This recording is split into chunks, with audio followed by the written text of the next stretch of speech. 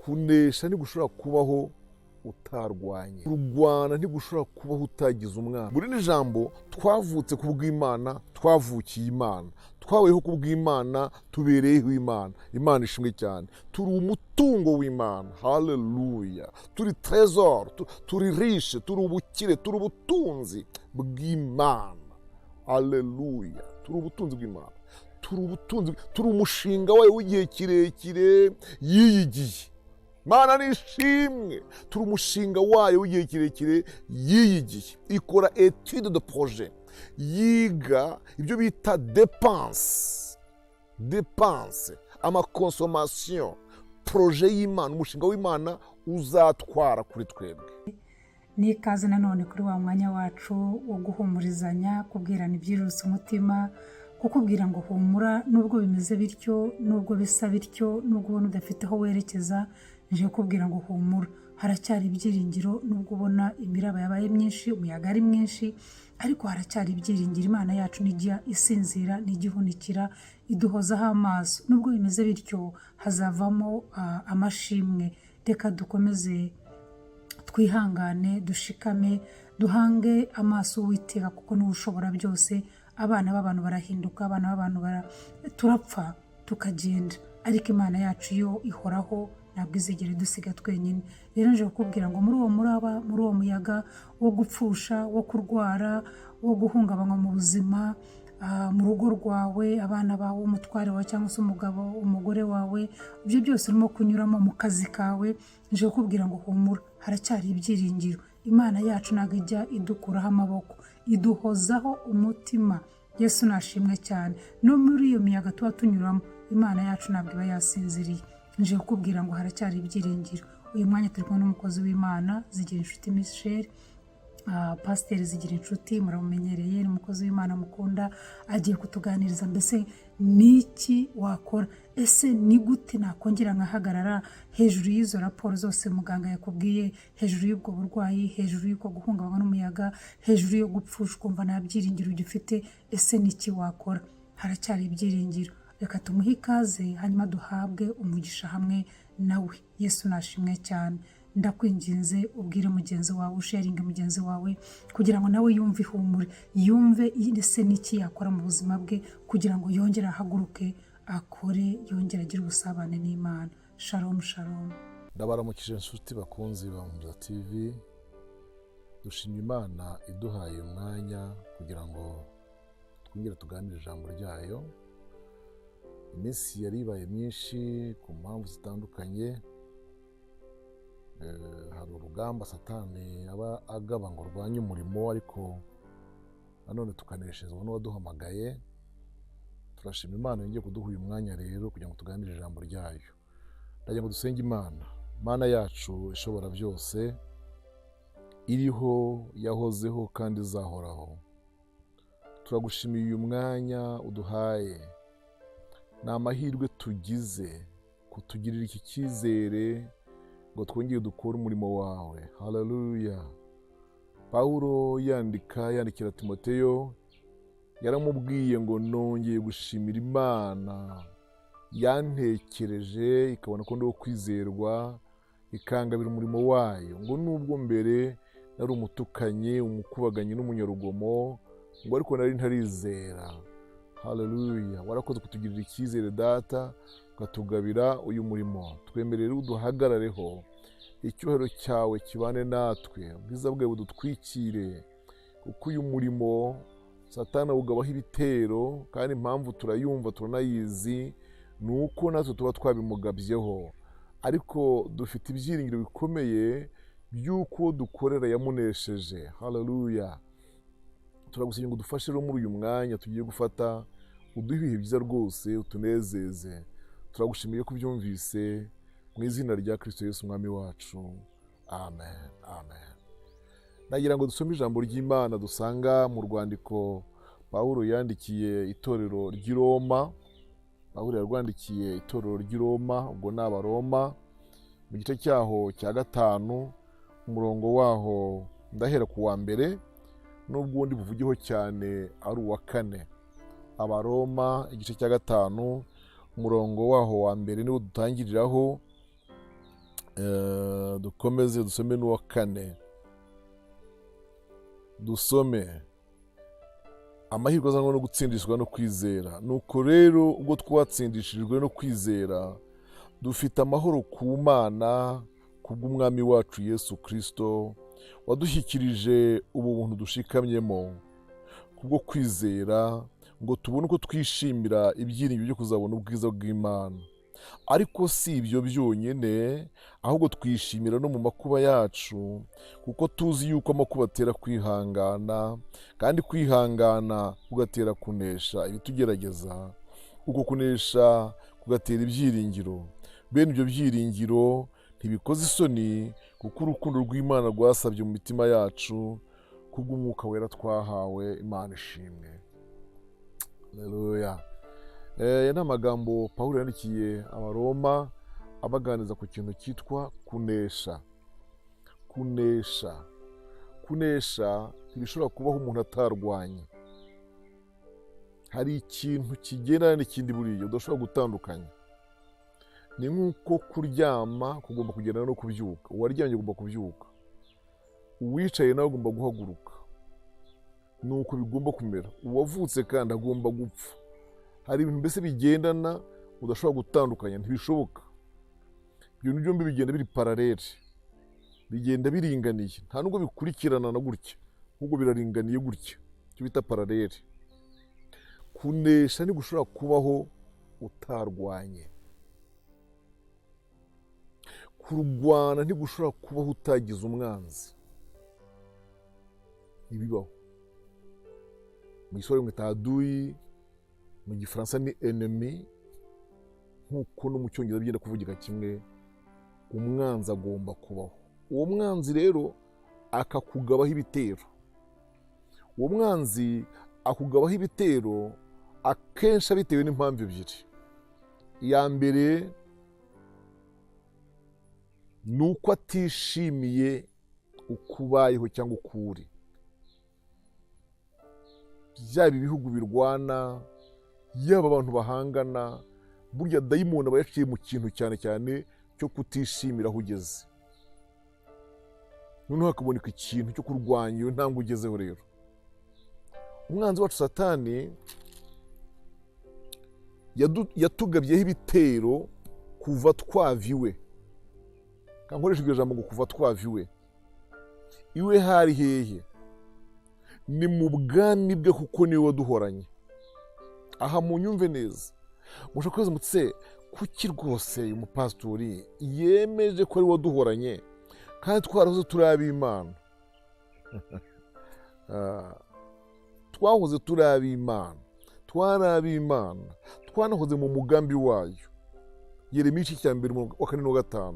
Nzi ibyo ni no nakumenye ntarakurema, nkwezi utaravuka, utarabona umusoro mu nda nyoko, nkushyiraho kumuhozanira amahanga. Icyo ni ikigaragaza ko umugambi w'Imana kuri twebwe ni muremure, ni n'uwa mbere yuko tubaho.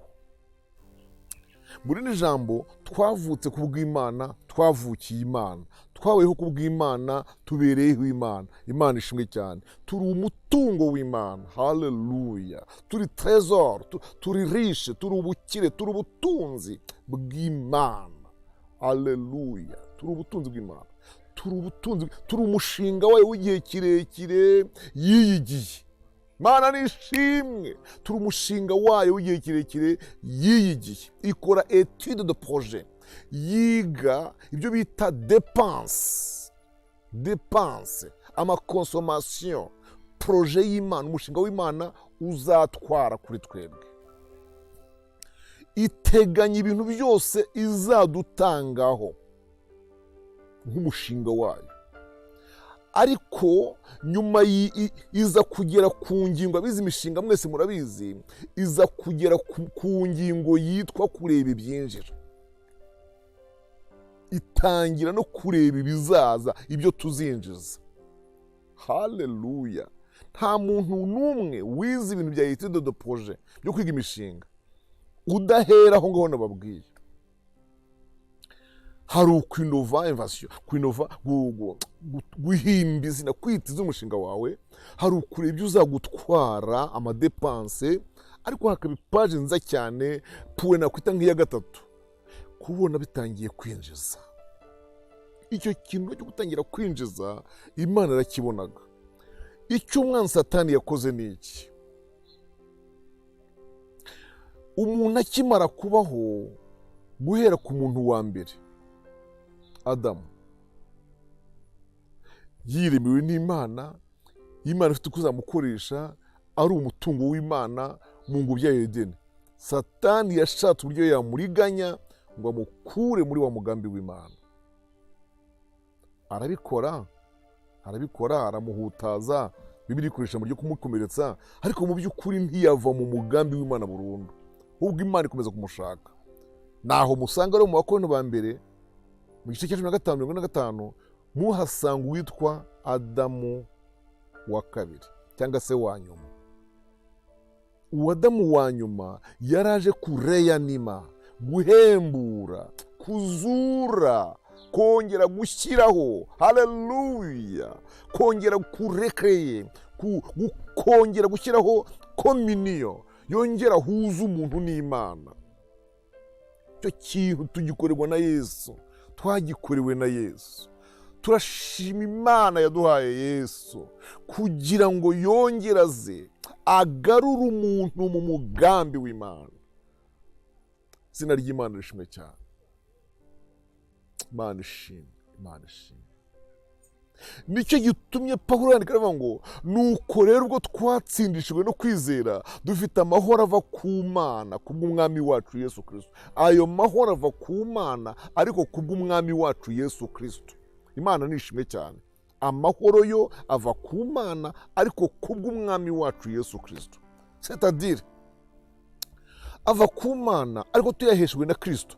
Ibi byose tubiheshwa na Kristo by'Imana. Niko ijambo ry'Imana rivuga ngo imigisha yose yo mu gakiza k'Imana twayiherewe mu izina rya Yesu. Ayo mahoro rero turayafite ava ku Mana tukayaherwa muri Kristo Yesu. Wadukikirije ubu buntu dushikamyemo kubwo kwizera ngo tubone uko twishimira ibyiringiro byo kuzabona ubwiza bw'Imana, uko twishimira ibyiringiro, haleluya, kwishimira ibyiringiro byo kuzabona ubwiza bw'Imana. Iki kintu cyo kwishimira ibyiringiro Pawulo yakibwiye n'Abafilipi, kivuga ngo mwishime, mbisubiyemo, ndongera bitsindagiye mwishime, gutyo gusa mwishime.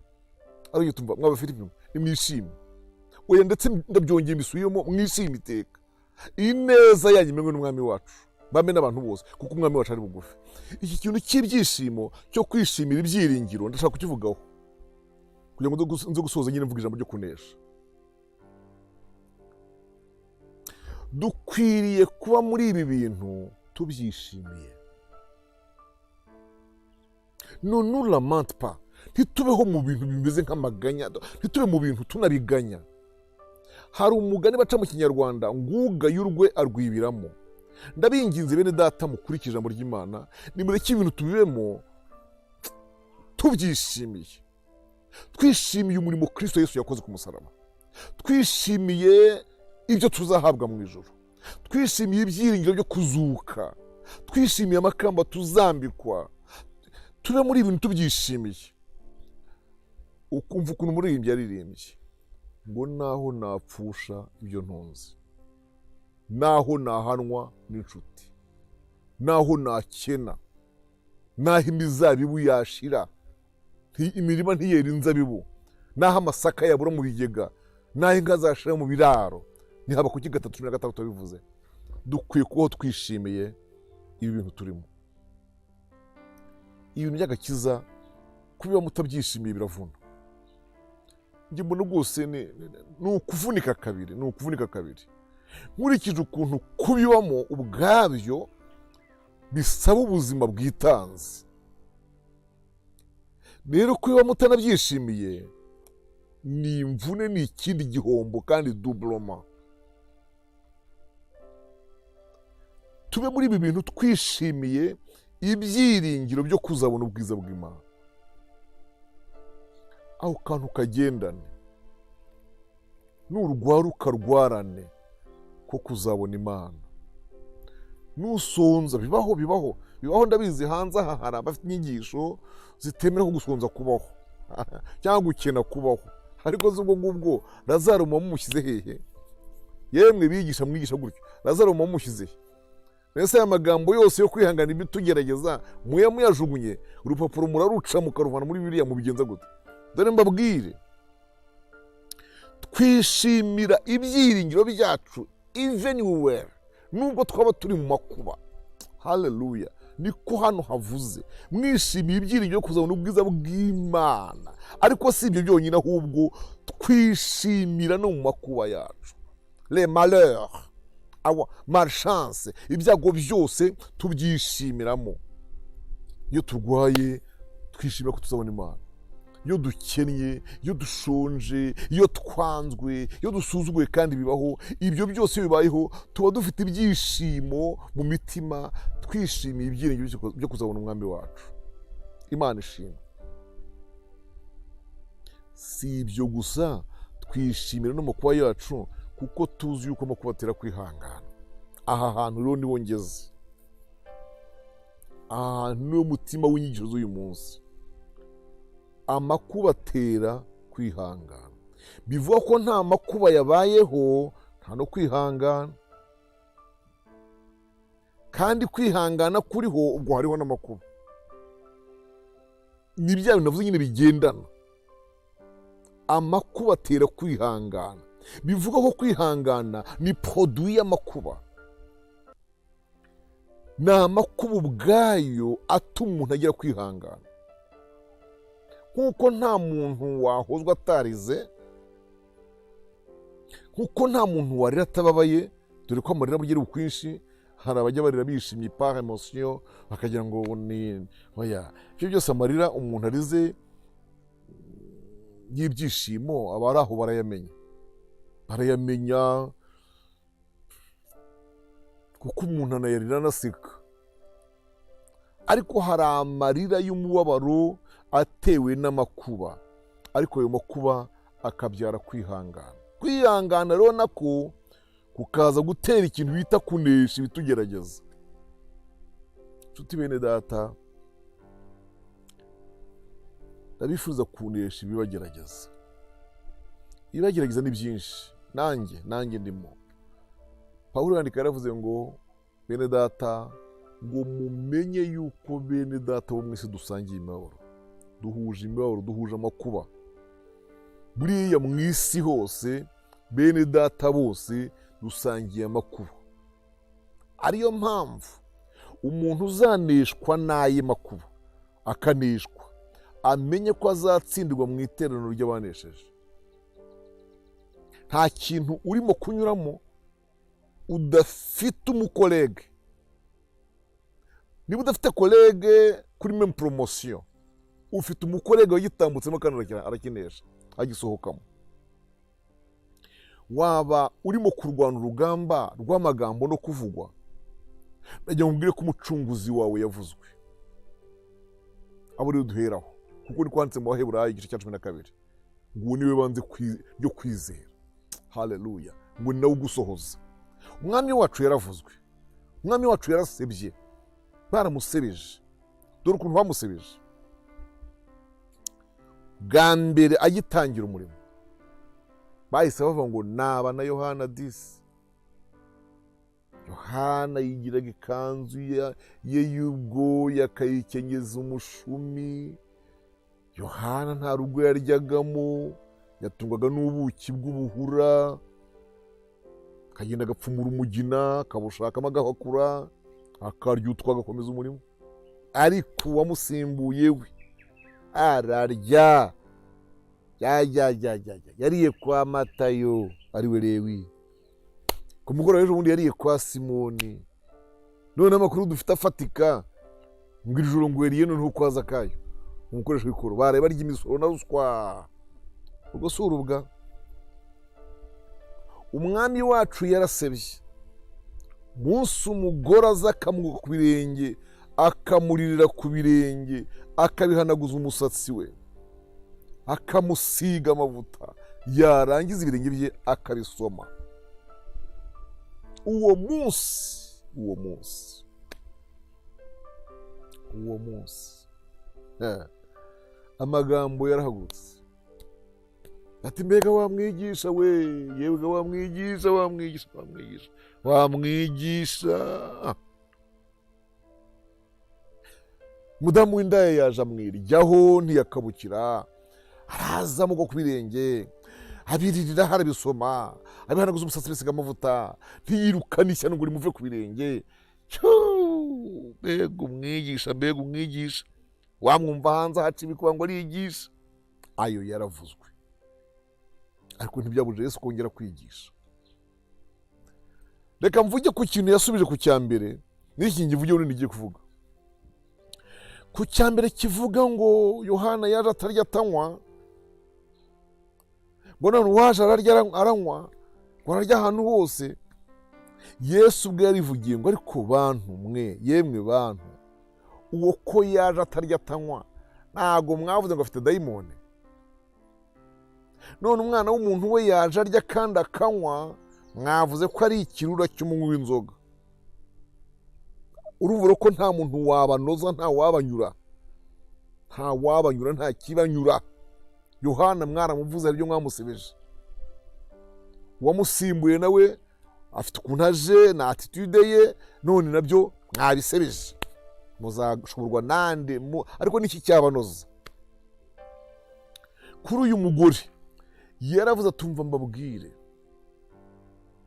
uyu mugore murebe ikintu akoze, ntabwo kizibagirana, kizahora kivugwa, kizaba mu byanditswe, kandi kizibukwa buri gihe. Aya mavuta nsize ayansigiye, haleluya, gutegura umubiri wanjye ngo hambwe. Mwimutera agahinda rero. Mana ishimwe, avuga ijambo, aravuga ngo kandi rero umwana w'umuntu, cyo kuvuga ngo kuki ntirukanye indaya yiryagaho. Umwana w'umuntu ntabwo yazanywe no gushaka abahari, ntaje gushaka abadahari bazimiye. Ntago abarwayi nako ntago abazima ari bakenera muganga, ahubwo abakenera muganga n'abarwayi. Nanjye rero naje gushaka izo zirushye. Imana nishimwe cyane. Yesu se icyo batamuvuze ni iki? Mu minsi mike yirukanye abadayimoni mu muntu, akoze ibitangaza, akijije abarwayi. Ati yewe ga wa muntu, ubwo afite dayimoni nyinshi zikuru zizo mubona, niwe shebuja wa Bezebuli, ahubwo wagira ngo niwe Bezebuli. Ibyo byose yarwanye nabyo. Bamuvuze byinshi, yaranzwe, yarahizwe. Kwizwa ntibari bamuhize, abaca mu maboko aragenda. Ari ugiye cyo gufatwa, arafatwa, aragambanirwa, aricwa, ariko aranesha. Imana ishimwe cyane. Misiyo ye yo gucungura ntiyagombaga kurangira adapfuye. Uko niko nawe ibyo wiringiye byose, ibyo uzabonera mu ijuru unesheje, ugomba kubiboneshwa no kwihanganira amakuba. Ugomba kwirwa nuko amakuba aje, amakuba yaza ukihangana, kwihangana kukagutera kunesha, kunesha kukagutera bya byiringiro. Imana ishimwe cyane. Iri jambo ryo kunesha Yakobo yararyanditse mu gice cya mbere ku murongo wa 12, aravuga ngo hahirwa umuntu wihanganira ibimugerageza, kuko namara kwemerwa azahabwa ikamba. Dusome iryo jambo muri Yakobo igice cya mbere umurongo waho wa 12. Yakobo igice cya mbere umurongo waho wa 12. Umurongo uravuga ngo hahirwa umuntu wihanganira ibimugerageza, kuko namara kwemerwa azahabwa ikamba ry'ubugingo, iry'Imana yasezeranije abayikunda. Aha ndavuga mu ijambo ryitwa kwemerwa. Kwemerwa kugira ngo kubeho, ijambo kwemerwa mu bintu byose, mu bigo byose, mu mashuri, kugira ngo kwemerwa kubeho hagomba kubaho competition, amarushanwa. hagomba kubaho ama exercice, imyitozo ikomeye. Umusirikare kugira ngo yemerwe ko abaye we, aho anyura ni henshi kandi harakomeye, ariko hamugeza ku mwenda w'icyubahiro w'igisirikare.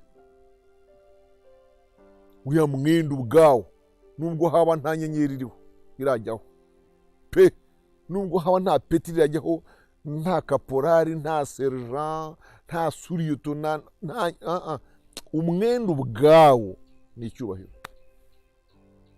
kuko bizwi neza ko abawubonye hari ama exercice, imyitozo yakoze ku bw'uwo murimo. Imana ishimwe cyane. Rero kwemerwa, mwabonye amasiganwa ejo bundi yabaye, byanaciye rwose ku mateleviziyo atandukanye. Aya masiganwa ya Tour du Rwanda yarabaye, abantu barapiganira, uyu munsi bari bunyura aha n'aha, bari buca aha n'aha, ejo bazaca aha n'aha, basoreza aha n'aha, ejo bundi ubanza iyi Tour du Rwanda yarabaye nk'iminsi nk'itandatu cyangwa icyumweru kikarangira, kuko twagira ngo byarangiye tukabona ubu biragarutse nanone, ejo bazanyura aha n'aha. Ariko haba hagomba kuboneka uyarangiza yemewe, kemerwa, agahabwa ibihembo, agashimirwa imbere ya Rwanda, kamera zose akaba ariwe zerekezaho, kuko yemewe. Irushanwa rirangiye yemewe. Imana nishimwe cyane. Haleluya, haleluya. Ibizamini biraba by'amashuri abanza, mu bava mu mashuri abanza bajya mu yisumbuye, biraba mu bava muri za trokome bagiye muri section, biraba mu bavuye muri secondaire urangije humanité bagiye kwinjira muri cycle supérieur, bagiye kwinjira muri za université. Ibizamini bikaba, abantu bagasusha, bakiyandikisha, buri mwana wese n'utunota tw'akadundaguza nakajya mu kizamini. Ariko natangariye Imana, ntabwo mu bizamini bya leta hatsinda gusa ababaga ba mbere, ntabwo hatsinda gusa ababaga ba kabiri. Ujya kubona n'uwabaga makumyabiri na kangahe nawe aratsinze. Ni ibintu ubona bitangaje cyane, ukabona nawe ngo aremewe, yemerewe kujya kwiga muri university. Hari abemerewe kujya mu za leta, abandi bajya muri za privé zigenga, ariko umuntu ibyo byose hari ikizamini abakoreshejwe kimuvana mu rwego rumwe kimugeza mu rundi. Biriya ni ukwemerwa. Mw'abantu b'Imana mwoteze amatwi, kugira ngo umuntu yemerwe kwatsa imodoka, afate vola, atware imodoka, ikinyabiziga mu muhanda w'igihugu icyo ari cyo cyose, aba agomba license. Iyo permis de conduire yo gutwara imodoka ku muhanda w'igihugu runaka icyo ari cyose, kugira ngo ajye kubyemererwa, yemerwe nk'umushoferi, as driver, yemerwe nk'umushoferi atware, hagira umuntu umwiringira muha imodoka ye ihenze miliyoni 50, miliyoni 80, 100 se, nizishaka ziba ari 5, gufata izo miliyoni ukayiha umuntu ngo nagenda atware, nubwo yayikuzana nimugoroba, ubwabyo ni uko aba yemewe. Kandi umubaza akantu kagaragaza ko yemewe, aho kantu yakweretse nawe uramwizera. Rero hari akantu Kristo ajya duha tukiri inaha mu isi, mbere ko tugiye guhabwa amakamba yo kunesha, hari akantu ajya duha gatuma twemerwa. Yego mu isi tuva muri kimwe twinjira mu kindi, ariko hari ikintu Kristo ajya duha gituma twemerwa. Icyo kintu ni igiki? Ni ubuhamya buduhesha icyizere, buduhesha icyizere. Imana ugasanga ikuremeye ikintu cyo kwemerwa, ikakigukorera, kagira abantu bakwizera, kagira abantu bagutuma cyangwa bagutumira, kagira abantu mwasangira, ukagira abantu. Icyo kintu Kristo agikora kugira ngo abantu bamenye ko hari aho uvuye n'aho ugeze. Kwemerwa, ubu kwemerwa tuvuze hano rero ko ni ukuzemerwa duhabwa ikamba ry'ubugingo tukiri inaha mu isi. Iyo dusohotse muri ibintu byose nari mbabwiye mu kanya, tugira ubuhamya bushya gusa, tugira ubuhamya bubaye bushyashya. Muri ino minsi umuntu akavuga ati mfite ubuhamya bushya. Buvuye hese? Umuntu ntabwo ngo mfite ubuhamya bushya, byanga bikunda buba buvuye mu kintu gikomeye Imana yamukoreye, kandi icyo kintu iba igikoze nyuma yo kumugerageza igihe kirekire. Hariho ubuhamya bw'ibisubizo, kandi abantu barabukunda, ni nabwo banakunda cyane. Nashima Imana ko Imana yamuhaye inzu. Muntu ujya ushimira Imana ko Imana yaguhaye inzu, burya usohotse nyine mu kigeragezo, mu ishuri ryo kuba muzi abandi.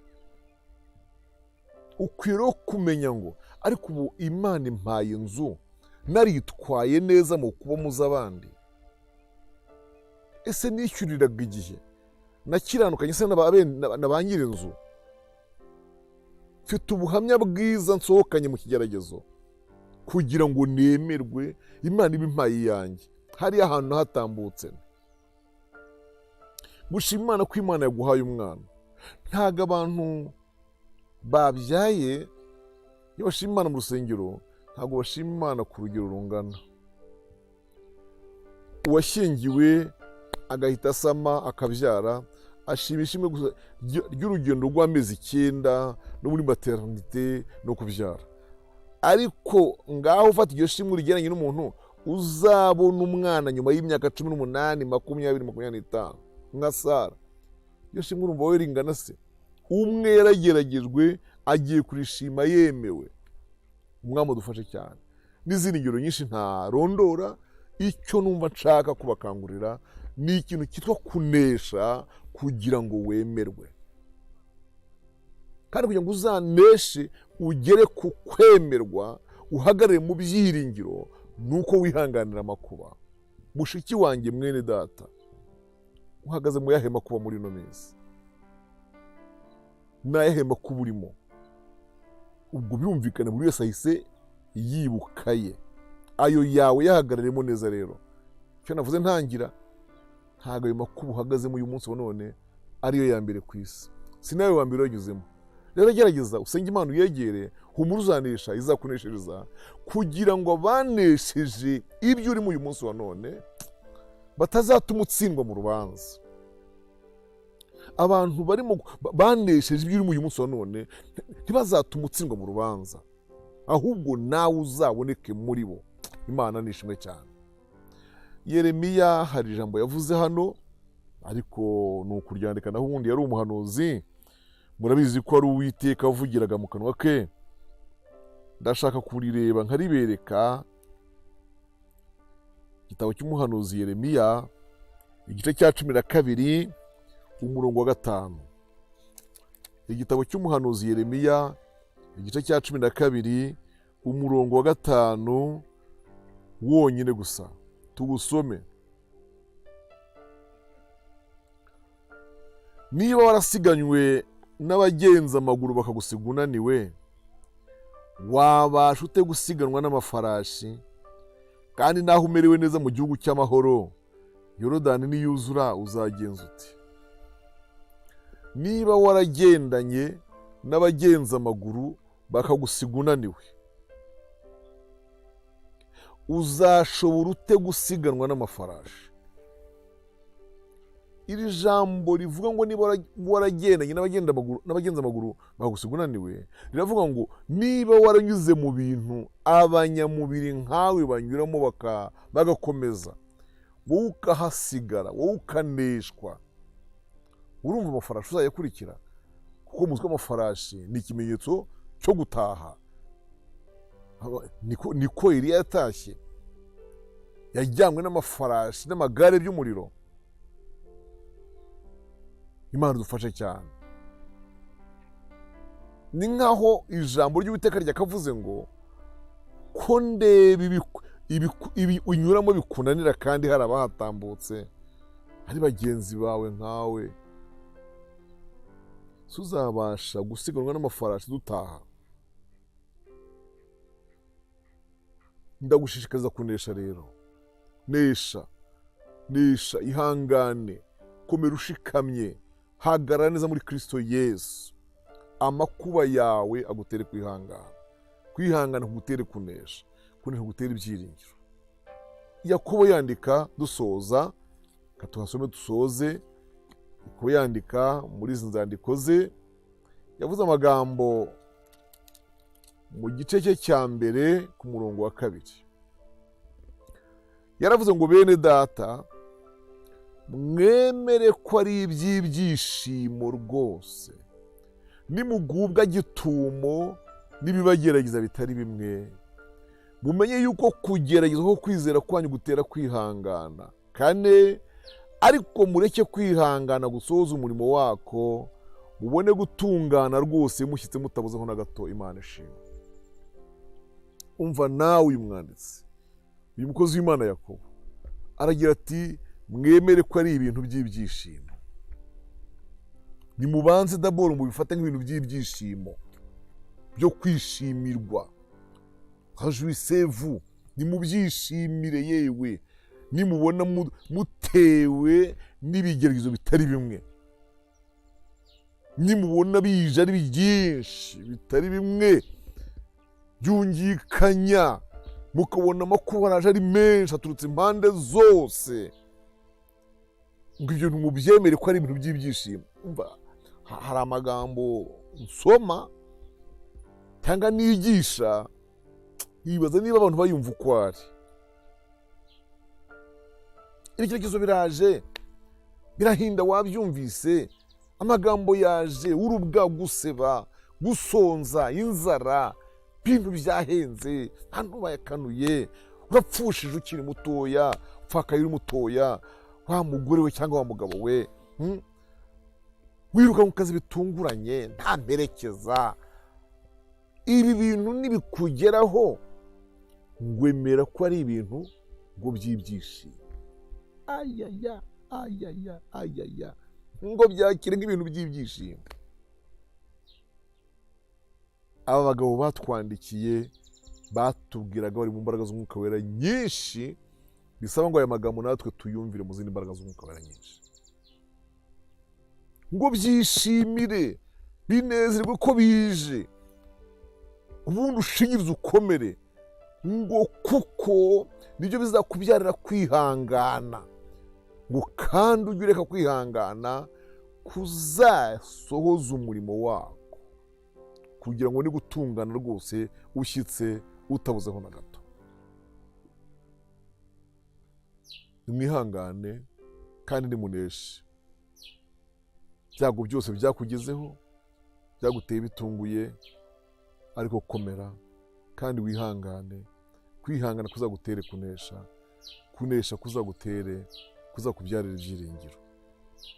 Yandikira abakorinto arababwira ngo kandi bene ibyo byiringiro ntibikoze isoni ku mwuka wera twahawe. Yandikira abaroma yabisubiyemo, bene ibyo byiringiro ntibikoze isoni. Haleluya. Nta muntu ubashemye, nta muntu umwazwa, ukozwe isoni, asohotse mu kigeragezo yarakihanganiye. Imana mu ijuru nayo irwana ku kintu cyo kudakorwa n'isoni. Niko muri Zaburi handitse, ntabwo uwo muntu azakorwa n'isoni, ngo abo zizakora ni abantu bavuye mu masezerano y'Imana. Hepfo baravuga ngo bakagira ngo nta mpamvu. Abantu benshi bakunda kubimbaza ibyo bintu bati, si ubundi mwigisha mushumba, iyo mpamvu ubundi ibaho? Yego ntayibaho, ariko rya jambo ntirivuga yuko hari impamvu n'ubundi, ahubwo rishaka kuvuga ko nta mpamvu yagombye gukura abantu mu byiringiro. Nta mpamvu. Umwami abafashe kandi abaha umugisha. Ndagira ngo dusenge Imana, dusengere iri jambo mwumvise, dusabe Imana kudukomeza, tubasabire abageragezwa nk'uko Imana ishaka, mubitse ubugingo bwanyu umuremyi wo kwizerwa, abahagurukiwe n'isi n'umubiri na Satani, dore ko ari bo banzi turwana nabo, mubihagararemo neza, muhumure hariho intsinzi. Umugaba ku rugamba rwacu ni wa wundi muzi wanesheje. Haleluya, haleluya, haleluya. Utuyoboreye imirwano, uyoboye urugamba rwacu ni umwe wanesheje Satani nyine, akamukoreza isoni ku mugaragaro, akamwivuga hejuru. Uwo wamunesheje niwe yoboye urugamba rwacu. Numushyira imbere uzanesha, ariko uzaba ugize ingorane nurwirwanirira, ukaruha ibitugu, ukaruha amagambo n'akanwa kavuga, uzaneshwa, uzaseba.